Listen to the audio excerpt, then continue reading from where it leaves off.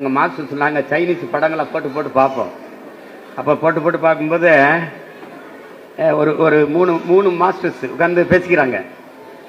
Master, உங்கள் கலை, உங்கள் ஆர்ட்டில், உங்கள் இதில் என்ன, உங்கள் ஸ்டைலில் என்ன அட்வான்ஸ் அப்படின்னு. நான் வந்து தடுப்பேன், தடுத்து நான் அடிச்சிருவேன், அதான் எங்கள் ஸ்டைல் அப்படின்னு அவர் தர்றாரு. இன்னொரு மாஸ்டர்கிட்ட எனக்கு தடைய அடிதான் அப்படின்னா. அப்படி இப்படி கை வருது, குத்து வருது, நான் விலகி கையிலே ஒரே குத்து, கை அதுக்கப்புறம் தூக்கக்கூடாது, அப்போ தடையும் அடி ஒன்று, அதான் எங்கள் ஸ்டைல்ன்றது. மூணாவது ஒரு பெரிய மாஸ்டர் இருக்காரு, அப்படியே வழுக்கத்தால தாடி வச்சுட்டு, இது மோசம் உங்க இதில் என்ன சூப்பு குடிச்சுக்கிட்டே பேசிக்கிட்டு இருக்காங்க. அதில் அந்த மாஸ்டர் சொல்றாரு, அவன் தடுத்தா அடிச்சா தடுத்து அடிப்பான், நீ தடையவே அடிப்ப. நான் எப்படி தெரியுமில, நீ அடிக்கணும்னு நினைக்க முன்னாடி அடிச்சிருவேன்ற, அதான் என் ஸ்டைல்ன்றார். சண்டைன்னு போயிட்டா அவன் அடிக்கட்டும் பார்த்துக்கணும்னு இருக்கக்கூடாது.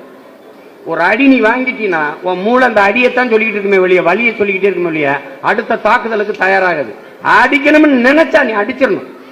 அப்போ அங்கே நின்றுக்கிட்டு அப்படி பண்ண அதெல்லாம் பண்ணக்கூடாது. இதுல வந்து இந்த கவனம், கூர்நோக்கு ரொம்ப முக்கியம். அதான் இந்த கான்சன்ட்ரேஷன், அதுதான் அவன் என்ன செய்யறான். அதுக்கப்புறம் ஏமாற்று, அதான் வந்து சண்டையில ஏமாற்று தான். இங்க காட்டணும், இங்க காட்டும் போது அவன் இதை கவனிச்சுக்கிட்டு இருப்பான், வேற பக்கம் தாக்கல் இருக்கணும். அதுதான் சண்டையில். அதெல்லாம் கத்துக்கிட்டு இருப்பீங்க.